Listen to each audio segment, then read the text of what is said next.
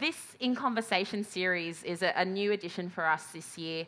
Essentially, the idea is to get two people whose work we find really interesting to talk to each other and ask each other the kinds of questions that we want answered about how you make great content and how you get it out to the world. So I was really happy when both of these guys said yes. Julian Morrow, you might know from being a Sydney character. He's one of the founders of The Chaser and all of the many shows that have evolved out of The Chaser collective, including The Checkout, which I think just finished being on air right now. It was on tonight. We were all at home watching it. Yeah. I've you. And also, you're behind the awesome Giant Dwarf Space, which is on Cleveland Street as well. So do check that out if you haven't been there. It's an amazing theatre space. It's supporting a lot of really interesting new creative stuff coming out of Sydney. Adam Zwar is here from Melbourne. Thanks for joining us. Pleasure. Adam, you might know from Wilfred, an incredible show which has now gone on to have a US, 4 seasons in the US. Yep. Russia now doing a spin-off, which is one of the weirdest things I've ever heard. And not as well as Low Down, the Agony Aunts and Uncles series, which I love, and as well as starring in lots of shows as well. So thank you for joining us, Adam. Thank you. I'm going to leave it to these guys, but we will take your questions in about 40 minutes. So just raise your hand and we'll come to you with a microphone as well. So, Adam, Jules, take it away. Thank you very much. Cool. It's great, isn't it? Good to be here. Yeah. Thanks for being on the show, mate. Yeah, it's a pleasure to be here. I suppose it brings together, two of Australia's finest exponents of dog comedy, doesn't it? So we'll see how we go tonight. So do everything that we tell you, or actually whatever we say to do. Do the opposite. Yeah. Having said that, how did you get into it, mate? Because I remember we spoke about this, and you did law, didn't you? Yeah. I worked as a lawyer for a couple of years, and I have probably the most perverse advice about how to get into television that's imaginable, because if you were to do it the way that I did, you would start a 24-page fortnightly satirical newspaper that nobody read for a couple of years and wait. That's all we did. We were very lucky. We had this idea for a project that was essentially designed to stop the arts graduates from having to get real jobs. And we did The Chaser as a kind of experiment that very few people read, but which was a good training ground because it meant that fortnightly we had to pump out a whole lot of material.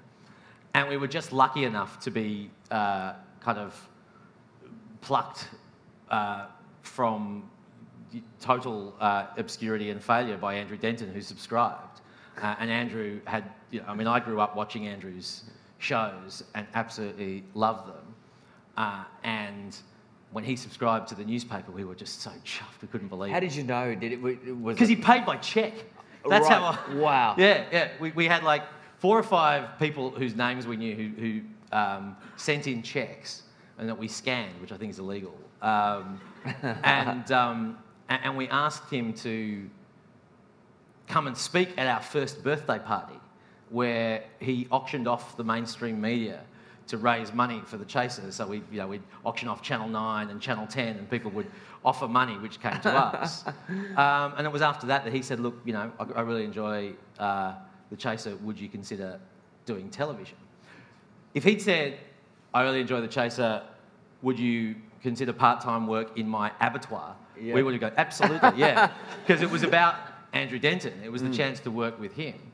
And so, in terms of getting into television, it's a highly non-conventional route, although I reckon probably one that, in the years since we've started, maybe becomes a bit more common. Like, I think it's easier to get in from lateral places these days because we did a very old world, old media form of making niche content that gets noticed and that gets picked up. Yeah. And that's what kind of got us into television. Essentially, it was just, we were the price that the ABC had to pay to get Andrew Denton back on television. They spent a couple of years doing our shows and then he did enough road. By contrast, though, you always wanted to be on television, didn't you? Yeah, Does that indicate some sort of lack of ambition, or? I think that there's a Conan O'Brien joke when he was hosting the Emmys one year, and he said to the audience, he said to the nominees, when you come on stage tonight, if you win, do not thank your parents. If you had a happy childhood, you wouldn't be in show business, you know. And that's kind of true, you know. We've all had something traumatic happen in our lives that we need something we think that television is going to fulfill. And for me, it was boarding school probably. So yeah, I wanted to be an actor, so I did a journalism degree, and. Little did you know that acting was actually a more viable career than journalism Yeah, at the exactly. time. Who knew? God. Yeah. So I did that, but at university I did a lot of plays, and I collaborated with Jason Gann a lot, and we did a lot of comedy.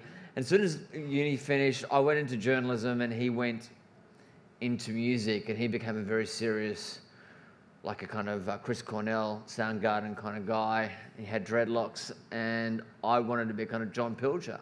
And we got to 25, 26, and we realised that this wasn't working for either of us. And we thought, what are we good at? What are we going to? Said, oh, that's right. We used to do comedy. That was good. And so we made a bunch of short films, and finally we made Wilfred, and you know, we made a feature film called Rats and Cats, and then Wilfred got up, and you talk about this person that comes into your life, you know, industry icon that says, oh, I like you guys, and that happened with Andrew Denton with you, but with me it was Steve Vizard. Yeah. And it's amazing you haven't done jail time. No, that's right. Yeah. He was very generous, and kind of, you know, nurtured us, and then bizarrely, so we made Wilfred, and then I started working with Amanda Brocci on Lowdown, and bizarrely then the next person to kind of take us under their wing was Andrew Knight, who was Steve Vizard's producing partner on Artist Services. So I think those industry icons, they're so important, you know, that Andrew Denton being so generous with you guys, and Vizard and Andrew Knight with us. I think it's, you know, I think that nurturing is very important, and I hope other people do it. That Vizard Knight thing, I mean, you know, obviously Steve Vizard had a few bumps along the road the way afterwards, but that was an incredible cradle of many careers. Yeah. And I suppose it indicates a company that was committed to having a creative culture that wasn't just about the people who got on television making more of the same thing. They really seeded it round, which was interesting. It was, you know, and I mean, it was like a real Artist Services back in the 90s was a real production force, and they're always making shows, they're making films, and obviously they made Sea Change, Full Frontal, Fast Forward, Tonight Live. So yeah, and I grew up. It was, you know, I didn't really know what I wanted to do. I probably was attracted to television, but I remember seeing Vizard's. Vizard was on the cover of Time magazine, and I remember cutting that article out, and sticking it on my wall. And then, bizarrely, 10 years later, I was working with him. So the secret is true. Yeah. Yeah.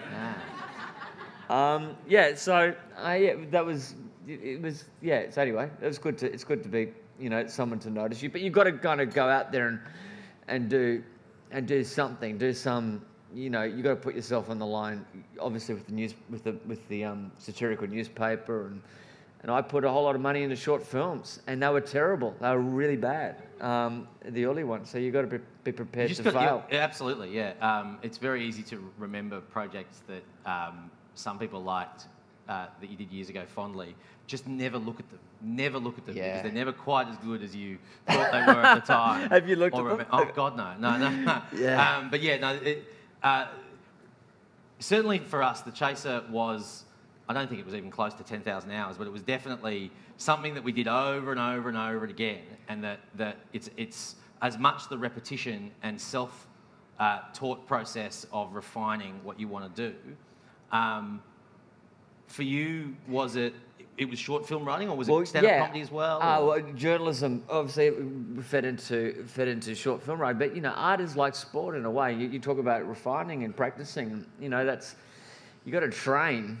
You got to train. It's not like it's a, I don't know, for want of a better word, it's a muscle like anything else, and you just got to train and keep getting better and collaborate with the right people. You're going to find as you go on that you quickly realise that some people are good to collaborate with and some people aren't. Some people are kindred spirits and some people aren't, and you can go down a lot of dead ends with collaborators, and so I think that for me it was the short films. So I collaborated with some wrong people over the years and made a short film called Mine Up with Ava, and it was my first short film, and it was a period piece which we shot on high 8 camera, and continuity was a problem because the actors were only available on weekends, so you shot it for over 3 months, and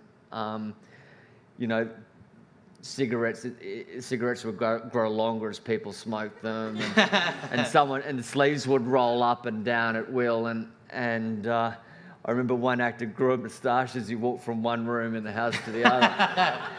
It was truly terrible film. You're a real pioneer of magical realism without realising. That's right. Yeah. So you need to fail spectacularly, and I did that. One of the things that struck me is that obviously Wilfred was a short film that then bolted and is still bolting. Did you know when you had that idea? I'd love to hear how that idea came about. But did you know of all the things that you'd been doing that was the one that had the unique potential to work for you and your creative collaborators, and that was going to be different and distinctive and bold? Yeah, I did. That night we created it. I've told the story a few times, so forgive me, but basically went home with a girl. Leah Vandenberg, wasn't it? Leah Vandenberg. And she had a dog, which was a half dingo Labrador. And, in the living room, the dog loved me, playing with the ball and everything. As soon as we got to the bedroom, the dog started growling. Stood on the end of the bed. Leah didn't say anything, by the way. She didn't police the dog at all. So it was just growling at me. So I ended up leaving. And I told Jason was staying at my place, and I told him the story. And I said, it was like he was going, what are you going to do what are you going to fucking do to my missus? Like that. And he laughed, and then he started being the dog, and I was me, and we wrote. I said, let's just write it, because Dropfest is in a few months. Let's just write it. So we wrote it, and I remember it was Jason's birthday, so we went out that night, and I had a funny feeling. It was the only time I've had that feeling. Yeah, right. At that time, and I think it's probably the most. I don't know. Yeah, I remember feeling pretty good all night.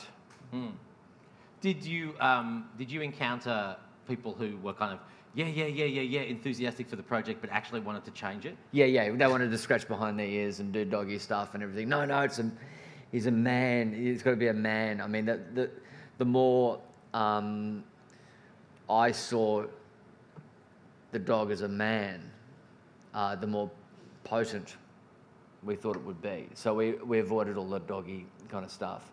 And I remember that's when I met you. I think we just finished filming Wilfred, and I met you at the AFI Awards. I was writing for it. I was writing jokes for Jeffrey Rush. And he can deliver a line. Yeah, that's right. I mean, he would make the bad jokes sound good. But yeah, and you guys had. So it was 2006. Was that the first or second? 2006 was the war and everything. Yeah. And that's when you guys won a swag of awards that year. Something. But it was. And how did you get the gig of being the sensible one? How did you get like? You were kind of a spokesperson for a while. Yeah, well, I was very lucky that one of the things that Andrew Denton did for us was, that's why I was asking about people who wanted to stick their finger in the creative pie, that we had a clause in our contract that with Andrew that said that he would protect us from non-essential dickheads. It was actually in the contract. My favourite clause in the contract ever. And it was actually born of, I think, a quite deep personal, I don't know if resentment's the right word, but sense of protection that Andrew had, because his father, Kit Denton, had written Breaker Morant, which became a film and those sorts of things. And I think there was I think Kit had had some experiences where he essentially hadn't been properly looked after in the industry. And Andrew promised to do that for us and did it almost, in the way that a kind of a beneficial parent, kind of lets you have your freedom, but actually knows where all the where all the edges are and the things that you're going to fall off, and created that space for us. And I'd been working as a lawyer, so I had a bit of a sense of acting on behalf of other people, and was very fortunate that Andrew both got us into the industry and then didn't try to own us. It got to a point where after a few years, he taught us not just a lot, but everything about the way we've made television. And then after a while, it became a less conducive relationship because he was doing other TV shows and there were tensions, and we were trying to, get more hands-on in edits and stuff like that. And Andrew just said, okay, well, you guys do your own show. So it was that, and produce yourselves. And so that's when I kind of stepped up. Okay, and that was Sen, and then going into... So that was Chase, whatever the election was after 2005 or something. Okay. Chase of the Sides, yeah. And so when did you decide to leave the desk format and go kind of into a different... yeah. And it's interesting how some of these things come about. The Chase of Zwar and Everything, which turned out to be, the most popular show that we've done, was essentially a anti-creative political compromise as a format. We'd done all sorts of different things, and there were some people who wanted to do more political current stuff, and other people who wanted to do sketches and all those sorts of things. And we thought, okay, well, let's just try something that allows us to do everything. And accidentally created this, what was essentially a variety show, but that meant that everyone on the team could do the bit that they wanted to do, and explore that and see what worked. And it was a really good experience because it meant that, like, the list of times when I have flatly said to somebody else on our creative team, that is not funny and won't work. And then pissed myself when it goes to air because it did work.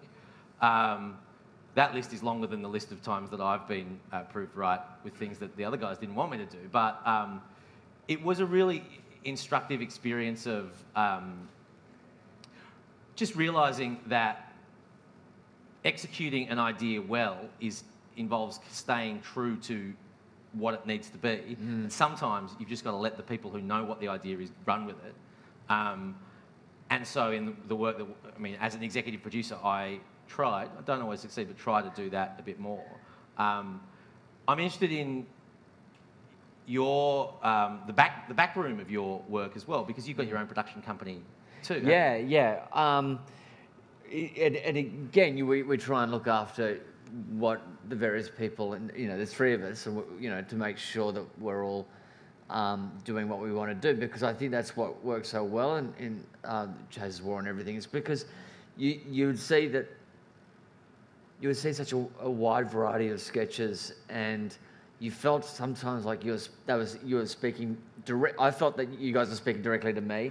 There was a when you did this kind of "Where Are They Now" thing, and it was David Malouf. What's David Malouf doing at the moment? And it was all serious until the bit where you got to David Malouf is now a writer for The Wedge. And I was a writer for The Wedge at the time. And and I remember thinking that definitely spoke to me, that sketch. And Malouf went to my school, bizarrely.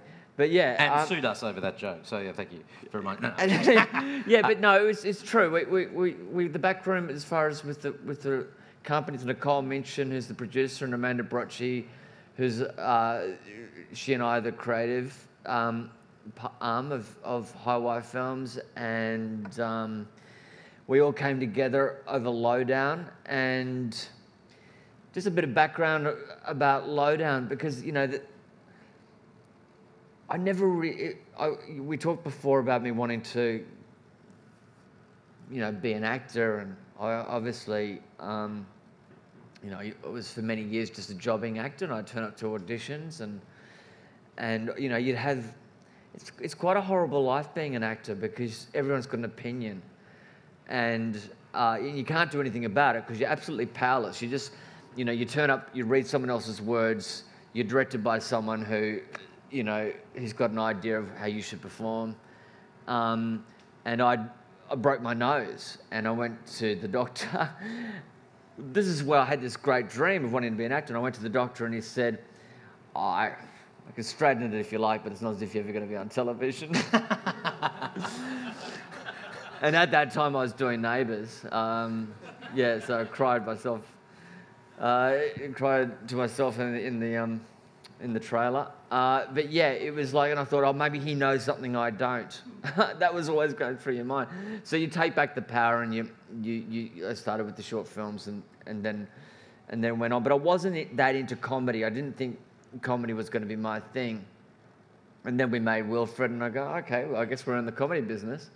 And at that stage, Amanda and I, because we're married, we're together, and so we would watch we just got Foxtel, and we watched The Simpsons, Seinfeld, Just Shoot Me, and then Frasier every night. And so that was our our successful marriage. That was our that was our kind of little sitcom university, and from that we went on and wrote Lowdown, and then formed a company, met Nicole, and we formed a company, and now the company's mainly known for comedy. So I can't remember the question. I can't remember what we're talking about, but yeah, you answered it, whatever it was. Yeah, about 10 minutes ago. I wanted to ask you something about the dual roles that you have. I've said enough of myself on television that I'm constantly trying to find ways to not do those roles. But you can act and perform, and yet you're also involved as a producer. How do you and your company deal with casting when you're a potential performer of a role? I'll always say, I don't want to be in it. Right.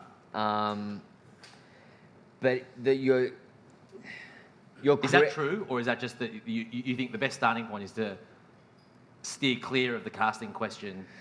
I'm not desperate anymore to be an actor. Yeah. I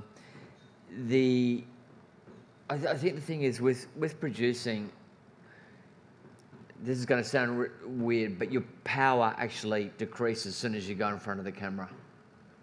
And you're not privy to actually the big picture of what's going on because you're concentrating on the little picture of what you have to do. Yeah. And you can't afford not to focus on that. That has to be your number one priority. So you then... Shut up! Can somebody call the cops and get that shut down? So you just have to you have to actually concentrate on you have to concentrate on that. You have to concentrate on that. You have to concentrate on acting. So you don't, and then suddenly you're not watching what other people are doing. You're not seeing if other things are working. So yeah, to have more of a say over what's going on, I prefer to be behind the camera. And what about you? Is that a similar kind of? Does it resonate with you? That's just the stuff that I most enjoy. It was early on, we didn't have much to do with the edits of even like stunts and things like that.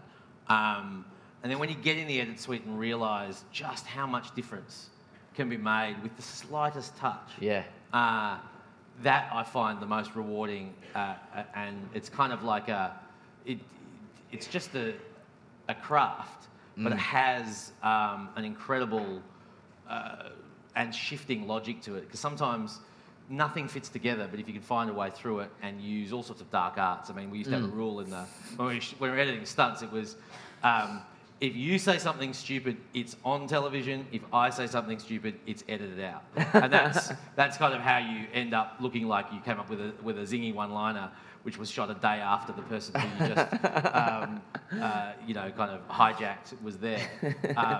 That didn't happen too often.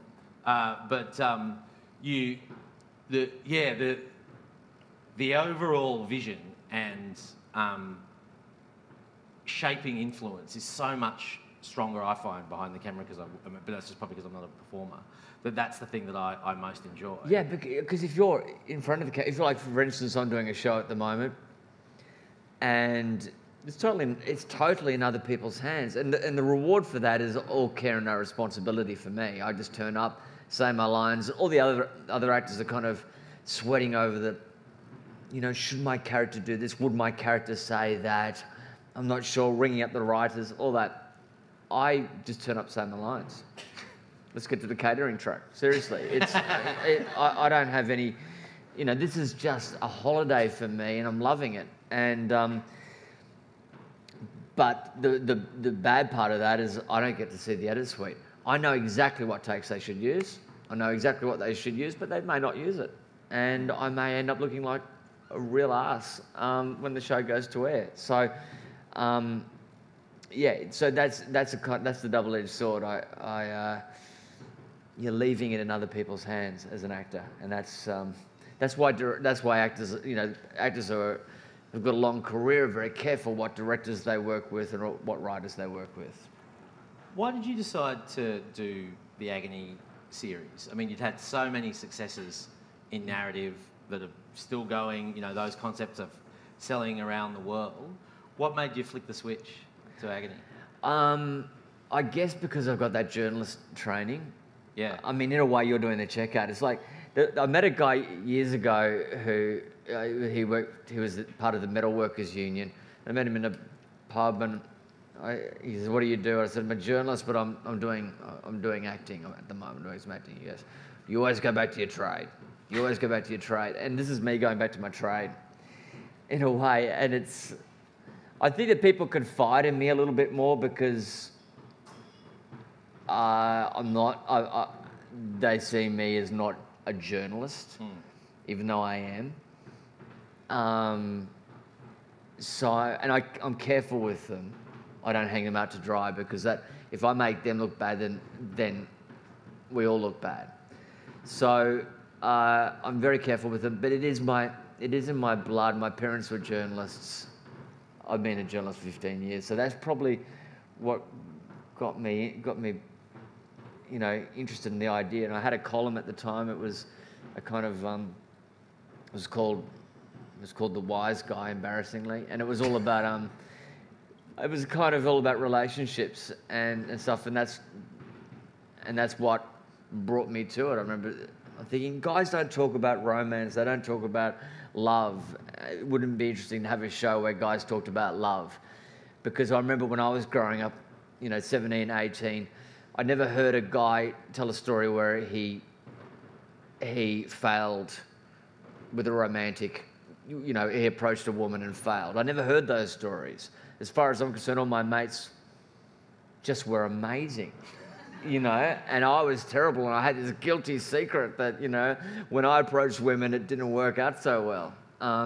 So I thought, obviously I got wise to the fact that wasn't the case. I wasn't the only person alone. I thought, who failed. So I thought, wouldn't it be interesting if you did get people like Brett Tucker, who is ridiculously good looking, or Kit Curry, who's dated so many Hollywood celebrities, it's ridiculous, and talk to and say, well, let's talk about the times when you failed.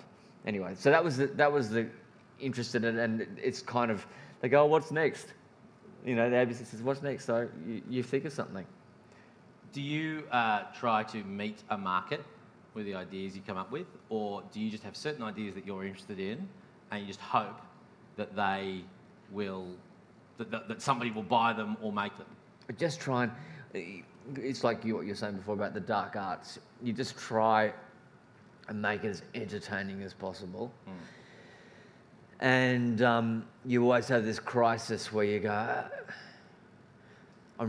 people say, oh, you're cult, you make cult stuff, it's really interesting, it's cult. Never tried to make cult. I wanted everyone to watch it. I wanted to get those ratings that you guys got. And it's I guess my personality somehow makes things cult. It's not my intention. I'm happy to sell out, seriously, but it's hard. Just need more offers. That's right. Is that what happened with you guys? Did you set out to?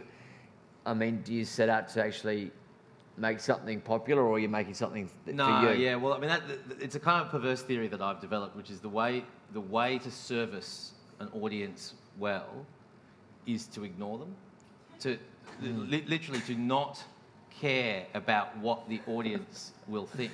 Yep. And to just make what you think should be the show. And then it's basically an all or nothing proposition. If people like it, great, and if they don't, well, then you'll be moving back onto the tools in your trade. Yep. Soon after. Because I think that the people who purport to speak for mainstream tastes usually have much narrower tastes than the actual mainstream, the people who watch. And the things that garner the most enthusiasm are usually more adventurous or different than you would expect. Crystal Lee's shows, in particular, the early ones, are a good example of that. There's some dark, weird, wrong stuff in that. And network executives might say, and I know that they did say to Chris, you can't do that, you shouldn't say that, or whatever. And yet, when it works and when it's done well, the audience fall over themselves to and clamour for more of it. But it's because of the singularity of the vision of what someone like Chris has done that people react to it. So you can feel really alone. Absolutely. In those moments, it's like the network saying no, no, no, and you're going, every cell in my body is saying yes. And that's what we should do. And you guys, Chris would have been alone. I don't know him at all, actually. I've never even met him. But I know that position where you're kind of by yourself and you're thinking, have I gone mad? Maybe I've gone mad. I'm insane. And or immoral. So do you guys have, is there a camaraderie there? Do you kind of if something's gone, if you copped a hard time over something, do you get on the phone? Or? No, we're more like the bullshitty blokes that you talked about before. We all just pretend, it's fine, it's no way. But I think there is something about,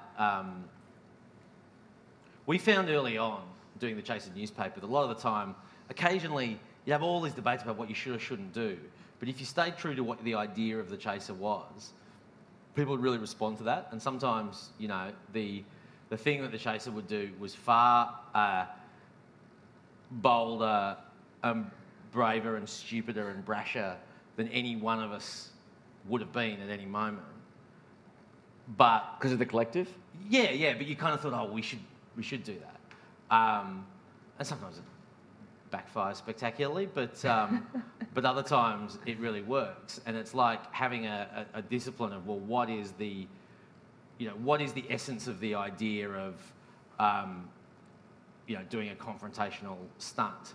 How far can you push it and still make it work? And the number of times you think that feels like a good idea, that's impossible. There's no way that you could make that work. And after a while, you just think, let's try. I think that to have a really flourishing mainstream anywhere, Australia but anywhere, you need people with singular visions who are allowed to do what they do. Some people with very singular visions will just want to do niche stuff or smaller stuff or experimental stuff, which is pace setting, which isn't about 50% of the population loving it today, but is about a trend which will go mainstream in 20 years or not, or it's just mad. I am constantly amazed at how open-minded and broad the average punter is, and I reckon if you kind of trust that by ignoring people. And just make what you want to make, you end up with better content than people are more enthusiastic about. Well, I found with Wilfred particularly that, you'd write something and you go, we have nowhere near touching on the controversies that you guys have been in. But I remember there was one headline in the Herald Sun, which is, we had a character played by Kirsty Morassi who was a cat. Kesty Morassi, who's a cat, and Wilfred, and they fell in love. And I can't remember one of the kind of rogue senator was outraged by it and called it bestiality and everything. And the headline in the Herald Sun was "More bong for your buck," because they were saying that this production had got X amount of funding and everything. And I had no idea that there was so many bad jokes in that series. I had no idea that one was going to be the one that catches the light, you know. Do you have an idea when you're doing a sketch, you go, oh, this one could do it, and then you're surprised by the fact that no one actually touches and then they touch something else, then they got to go crazy about something else. I famously said, or not infamously perhaps, one of the biggest controversy, the biggest fuck up we've ever had was the Make-A-Wish Foundation sketch, and I remember watching that episode go out, and as we put it onto the tape, I said, yeah, look, I think this is not a bad episode. The problem is it's solid, but it doesn't have like a standout moment. It doesn't have something that people will really remember it for, which turned out not to be true. But ironically enough, we were more worried about something else in that episode. Yeah. And there is a little bit of a kind of testing the waters ethos that you develop. That the things, if the number of things that I've been told would be controversial, unacceptable, and would end your career was true, well, I certainly wouldn't be sitting here now. Yeah. And we wouldn't have done a quarter of the things that we've tried over the years. There are people, Mike Carlton calls them program prevention officers, people who work in networks and try to just basically ruin things by watering it down, meddling it. We had a great debate once. There was a joke about it was a silly joke, but it involved the suggestion that there was some sort of sexual congress happening while someone was doing an interview, and there was this 10 ABC executives involved in the idea of how many times a head could bob in an oral sex scene. That's brilliant. And you're like, and okay, how many we'll times let you do 2, but you can't do 4. That reminds me of the Larry David thing where he goes to get a massage and the masseuse says, "Do you want me to finish you off?" And he goes, "Yeah, sure, finish me off," you know. And she reaches underneath and starts giving him a hand job, and he's shocked. And then he goes to his mates and says, "How many strokes constitutes cheating?" Because he said, and the mate goes, "How many did you do?" We goes, 7 before I told her to stop. Does that constitute cheating? Yeah, no, it's the things that you expect to cause controversy often don't, and then the ones that you don't expect do. Although sometimes you can perhaps should have seen it coming. I you talked about making mistakes before. I think making mistakes is an absolutely crucial part of any creative process. But you fail in front of such a big audience. Well, yeah. But that gets harder. Doing stunts was easy in the early days because nobody saw you coming, nobody knew. Then when you turn up and are doing a stunt and there's 6 network cameras there all filming everything, and you know that you can make what's just happened funny, but only if you edit it. And Fairfax is going to run the whole thing on their website. The raw footage. Yeah, exactly. It becomes a bit harder. What you were talking about before with the mainstream, there's a question we were suggested to ask each other, and that was about, does social networking inform what you do? Does social networking have any response? I mean, do you respond as a TV creator? Do you respond to social networking? And I wanted to make a point that you could be trending on Twitter and get the worst ratings possible. And it's the 3,000 Australians who have ratings boxes. They're not on Twitter. They're not on Facebook. They are this kind of silent majority, and so I'm very wary of. I mean, get a lot of lovely things said on Twitter, a lot, some hateful things. Do you read it? Or do you care about it, or do you get on after a show, after a screening? I think it's a bit of a gauge. You know, I'm not sure of the current stats, but it's like 10 or 15% of Australia is on Twitter. It's a small number, and it's self-selecting towards inner city people who work in creative industries, and it tends probably towards the progressive more than the conservative side of politics. So it's not a fair sample. But I find if you look at the overall gist of the way people respond on social media to any show, it's a pretty good gauge. We knew with Make-A-Wish there was a problem, just straight away. On Twitter. You just go, that's... What happened? Well, you could just tell. I mean, this was fucking early. There was How'd no... you Make-A-Wish? Yeah, that's right. It was... You just knew that something had gone very wrong. That was partially because more people were watching the show than now probably sensibilities should have been, you know, that's not true, mate. I will not hear you say that. Yeah, exactly. But yeah, you can tell. And when things are quiet on Twitter, that means that there hasn't been much engagement. When the response is broadly positive, then that I find, which sounds like this is different from what you've found, but I find if you've got a generally positive vibe on Twitter, you'll generally get good ratings. Oh, I found some nights where it's so quiet on Twitter, and ratings would be amazing, and vice versa. Yeah, it was just a little kind of disconnect, but there was, we'd be trending some nights on Twitter, and then it'd be bad ratings, and anyway. But there was one night... I like locality trending, you know. Yeah, Melbourne. The checkout is trending in Ultimo. Yeah. So, yeah, well, Perth, you're doing really well in Perth. What are the figures in Perth? So there was one night, though, when Julian and Morrow on Agony... Ooh, are you back? Is he back? Hello. He's back. I'm back. The question was about, have you ever been proposed to? And she said, no, never. And she got...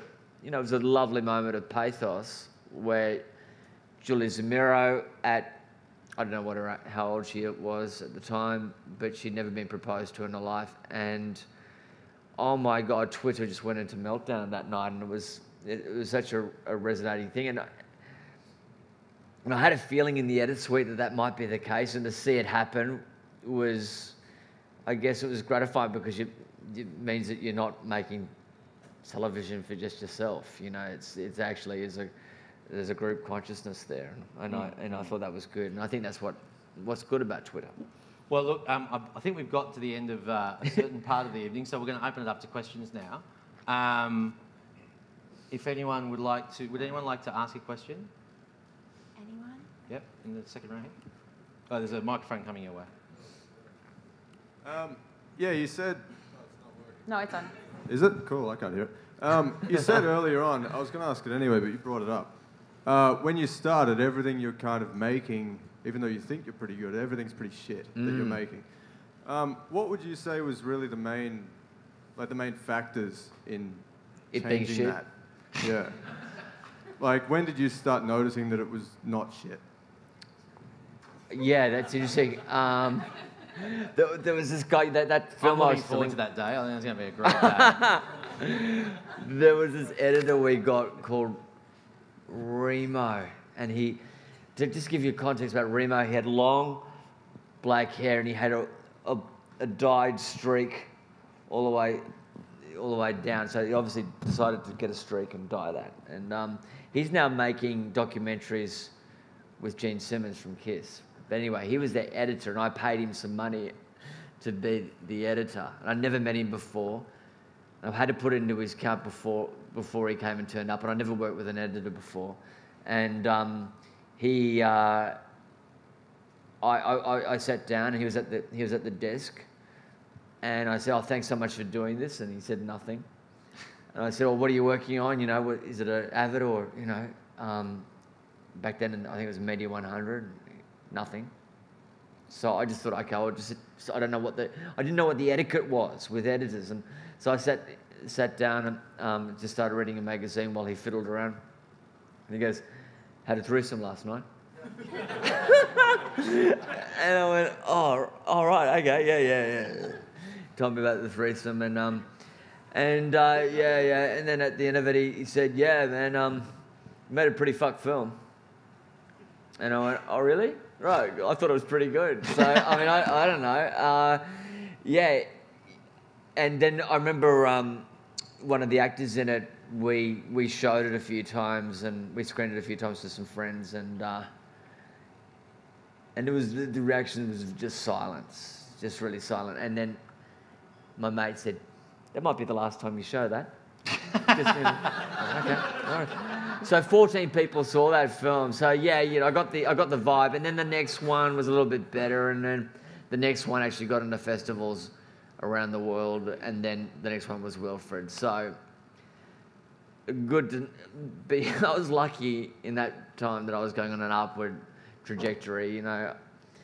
That's since then. It's been more like this. Yeah, I don't really know how to answer that question other than to say that I think that the more that you refine things, like,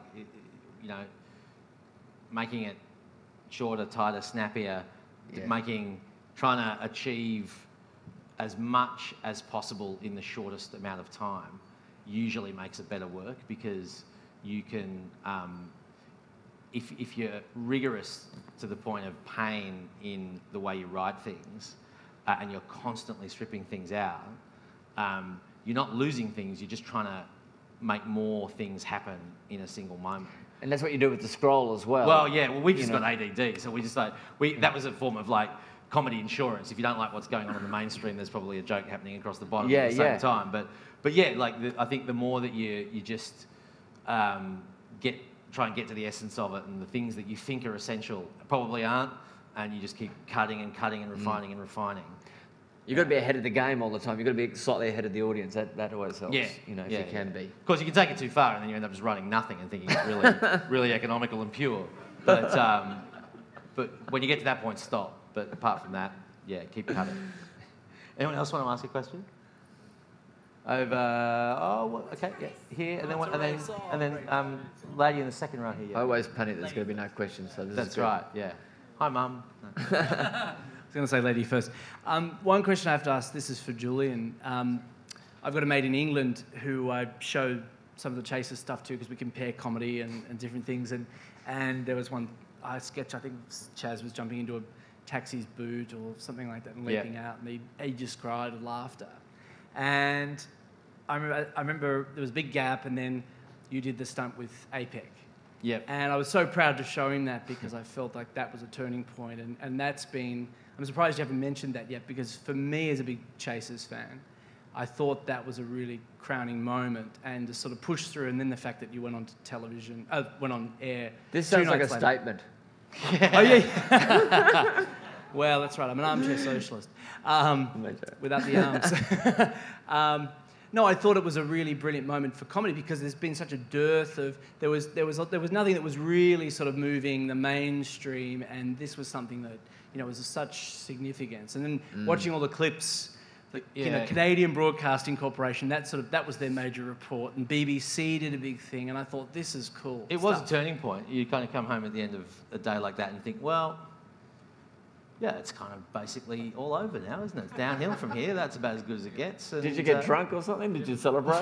Well, no, we had to make the show. We had to just start editing. And we were shitting ourselves because the police had impounded the vision. We had next to nothing. So, I mean, that event was a curse, because the show had been going pretty well, and people were watching it. And then all of a sudden, this massive international event that seemed designed to be pranked was on in your city. And yet we were just like, well, there's no way we can do anything with this. We're fucked, basically. And there's a whole lot of interviews that are now cringingly embarrassing to look at, because we knew we had nothing, we just bluffed in the interviews. People said, what are you going to do at APEC? Well, I can't tell you, but it's going to be big. That's just because we didn't know. But I mean, that was a very strange experience, because it was actually, I don't even think it was a very good piece of television. It was a good event. It was actually very hard to make it work on screen. and but it seemed like the logical and only thing that could be done. You know, it was a stunt that went horribly right. It was the idea of trying to make a serious point in a silly way just kind of just clicked for one moment, and then you just go, well, we can't keep doing that anymore, can we? And I think trying not to, people would constantly say, or it's some of the best advice I've ever got is people say, you know what you guys should do? You should do another 8-pack. Oh, thanks, mate. Yeah, I hadn't thought about that. Yeah, that's a good idea. Like sometimes an idea gets to its natural height, and then the best thing you can do is gracefully step back from the ledge, or clumsily do it, as we had.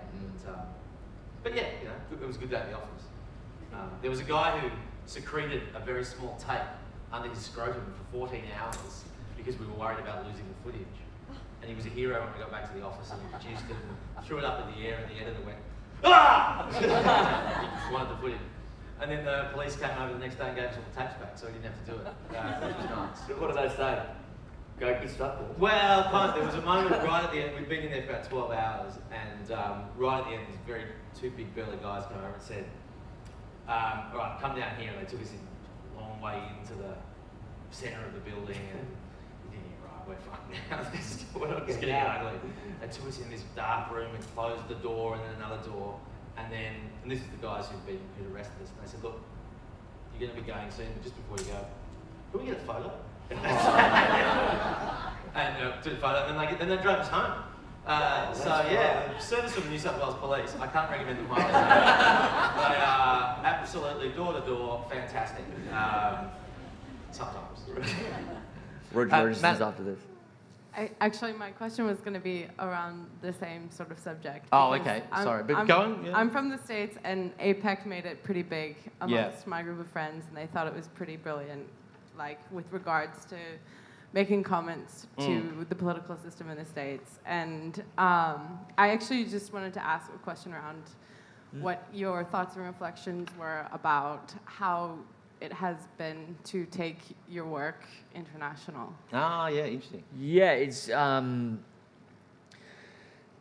it's great when it's your own work. So Lowdown went screened in the UK on the BBC and US, as did Chaser on the BBC 4, I think.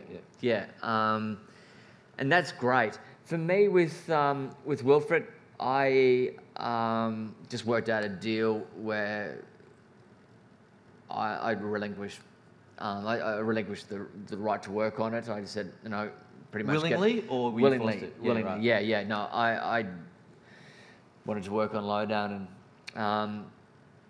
and so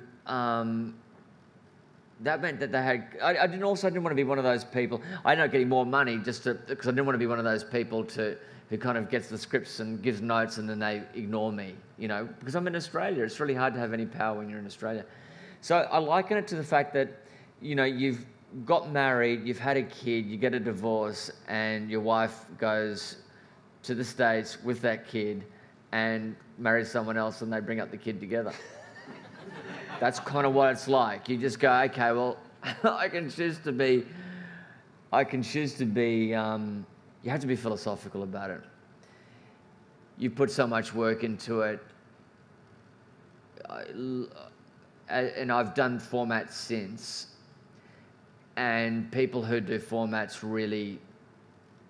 people who actually format your work normally will interrogate you as to where all the bodies are buried, basically, because you have gone down a lot of dead ends generally when you're making a show. It's amazing how much knowledge you actually accumulate on how to make this thing. But they weren't interested in having conversations with me. And I don't know, because I had Jason there, and it's an interesting thing because collaboration is, I made a different Wilfred to him, but together it was what it was. So I feel that in a way that they, I was attached to that kind of domestic situation where it was basically a metaphor of the single mother getting a new boyfriend, and the kid tries to wreck their relationship. whereas they went for the buddy thing. And do you like that? Do you like, or do you always think, that's not a bad, worse version of my idea? Exactly. That's how I feel about it. I thought, well, good on them. They've done everything. They've broken the rules that we have, which is never seek to explain why he sees him as a guy in a dog suit. Because I feel as soon as you try and explain it, then you're talking down to your audience, and explaining stuff doesn't make it's not funny.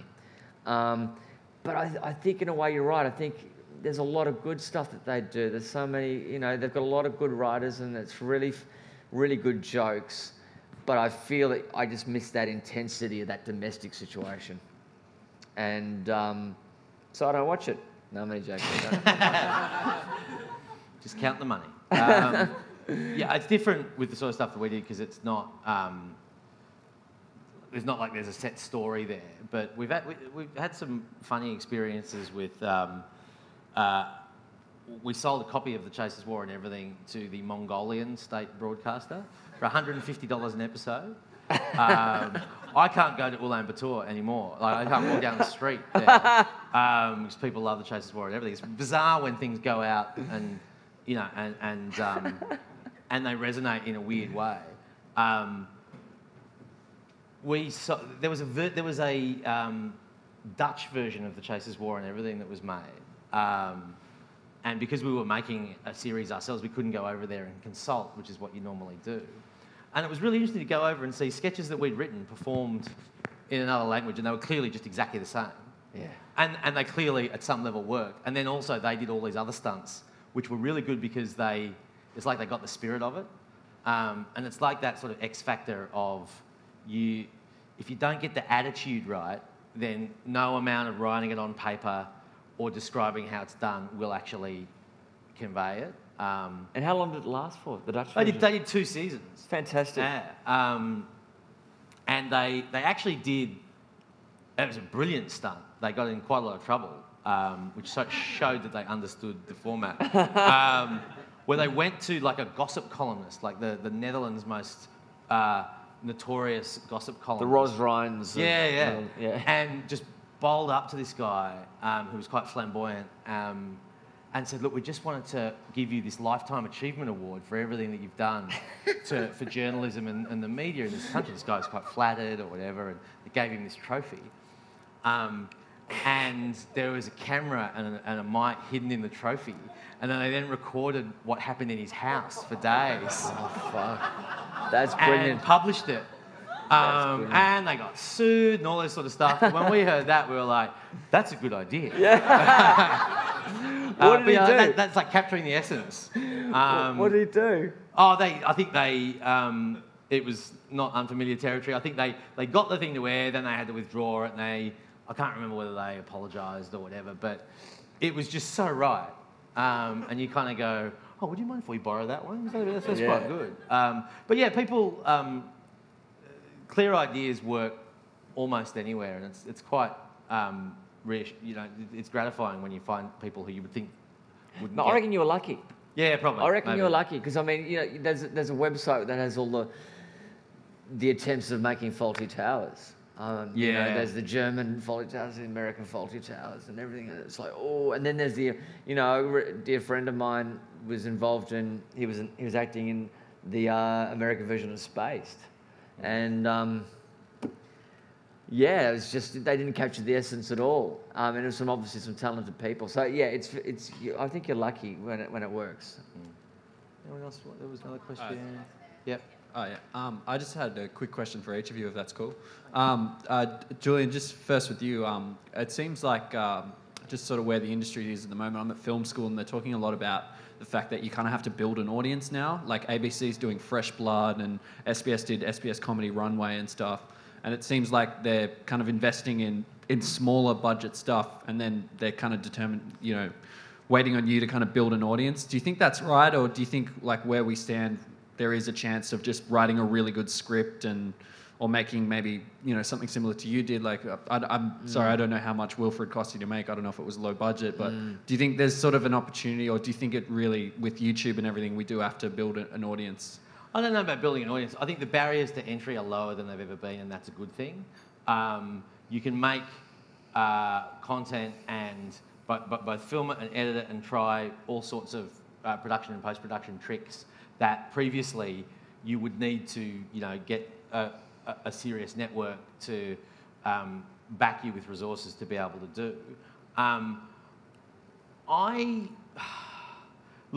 All I'm doing is regurgitating the accident of my career as if it's in any way applicable to anyone else. But I don't think trying to build an audience. I think if you're worried about building an audience, you're less likely to build an audience. It's like people who are trying to build their personal brand probably have a really shit personal brand because it's fake. Because who wants to build their personal brand? You just do what you do. Yeah. It's certainly the case that if you create something and it resonates with people and they respond to it, that is an indication that you're onto something. But that doesn't happen because you thought, well, okay, this morning I'm going to build an audience. It's because you wanted to make something, and that something resonates with people. And the reality, at least I've found, of what the paths to ending up on either a television show or with your own outlet are so varied these days that I don't think that there's a textbook for it. And the people who are writing the textbooks on it probably don't have day jobs doing the things that they're trying to teach you to do. You just got to keep doing. I mean, that coach who used to say, he said at halftime, don't think, do something, just do something. And I think that's, you just got to keep on making stuff, build it and they will come. And I think if you're thinking about actually networking, it's it takes away from your creative energy. Don't worry, there are people who come. If you're making good stuff, people come. Yeah, there are rules about say, developing. Is that what you guys are kind of saying? He's saying if you make something good enough, it's going to get noticed. It will. Yeah, I think so. Yeah, I think the myth that there's a huge amount of brilliant work that is just undiscovered is less true than people like to think. I think you should never assume that because some network person somewhere doesn't like what you do that means it's not good. You've just got to keep trying and